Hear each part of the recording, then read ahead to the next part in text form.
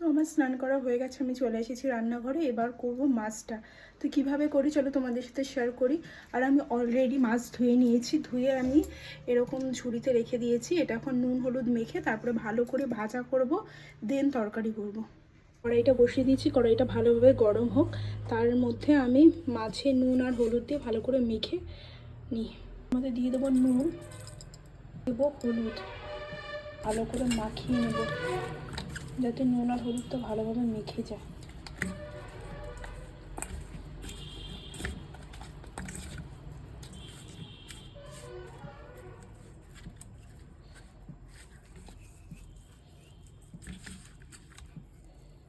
মাছটা কেটেছি কিন্তু খুব পরিষ্কার করে কেটেছি, কারণ মাছের মধ্যে কোনো কিছু নেই, কোনো আঁশই পাবে না।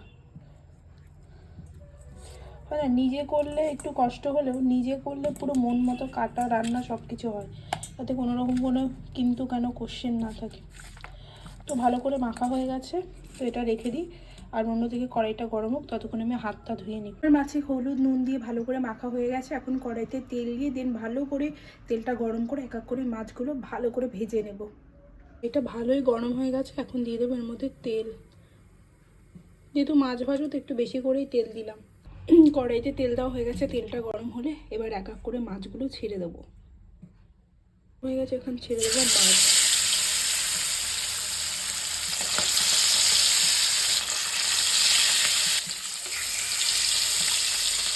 মাছগুলো আমি এক এক করে উল্টে নেবো।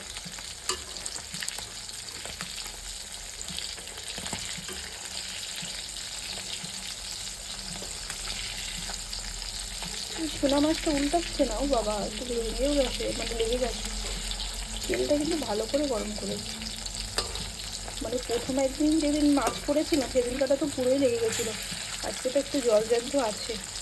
আচ্ছা, ভাজা হচ্ছে, আমি মশলাগুলো করে নেবো। এখানে আমি পেঁয়াজ কাটবো, টমেটো কাটবো, রসুনটা ছাড়িয়ে নেবো, আর লঙ্কাগুলো কেটে রাখবো, ধনে পাতাটা ধুয়ে তারপরে মশলাটা রেডি করবো।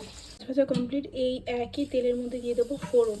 তো ফোড়নের জন্য জিরা দিয়ে দিয়েছি, জিরা প্রায় প্রায় হয়ে গেছে।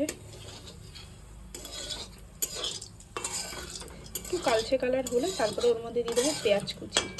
এর মধ্যে দিয়ে দেবো পেঁয়াজ কুচি।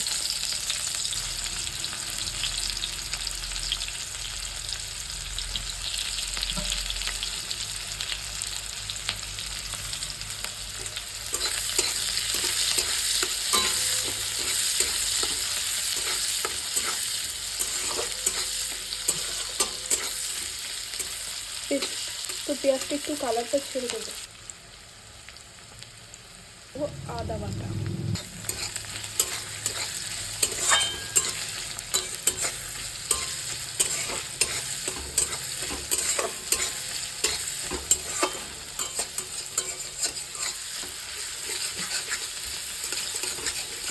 দেবো টমেটো,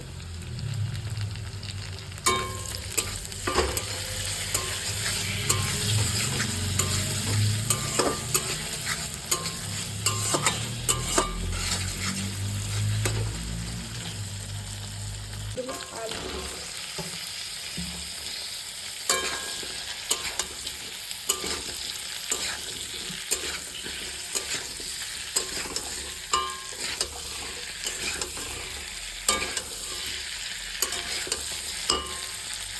ভাজা হয়ে গেছে। এর মধ্যে দেবো মশলা।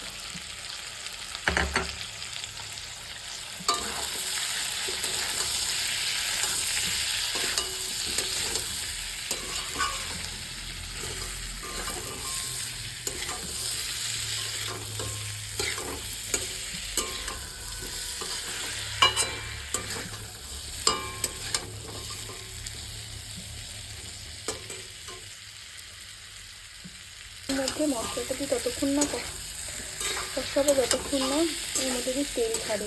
তো তেল ছেড়ে দিচ্ছে, তেল ছেড়ে দিচ্ছে, তাহলে মশলাটা ভাজা হয়ে গেছে। এবার এর মধ্যে অ্যাড করবো জল। ছেড়ে দিয়েছি, এই যে তেল, এই যে তেল, এর মধ্যে জল দিয়ে দিলেই হবে।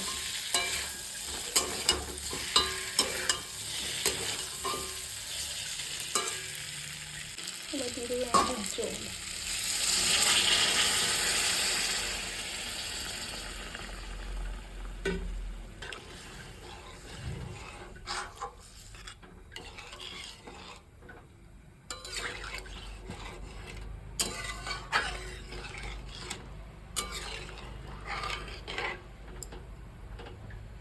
দেবো কাঁচা লঙ্কা। এখানে মাছের ঝোল ফুটছে, এবার এক এক করে মাছ দিয়ে দেবো। আলুও সিদ্ধ হয়ে গেছে। আচ্ছা, এগুলো এখন আমি এক এক করে ছেড়ে দেবো, তারপর একটুখানি ফুটিয়ে গরম মশলা দিয়ে নামিয়ে নেবো।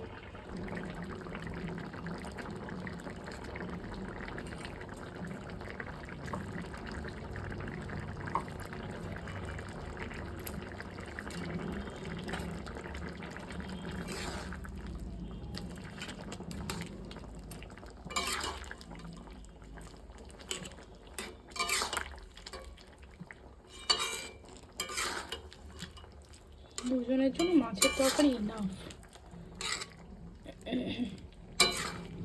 গন্ধটা কি দারুণ বেরিয়েছে।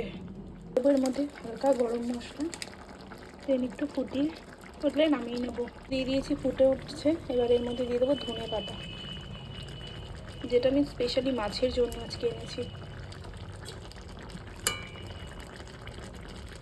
মাছের ঝোল এখানে কমপ্লিট। এই হচ্ছে আমার মাছের ঝোল। দেখতেও দারুণ হয়েছে, জানি না খেতে কেমন হবে, বাট স্মেলটা দারুণ ছড়াচ্ছে। দেখো মাছ একটাও ভাঙেনি।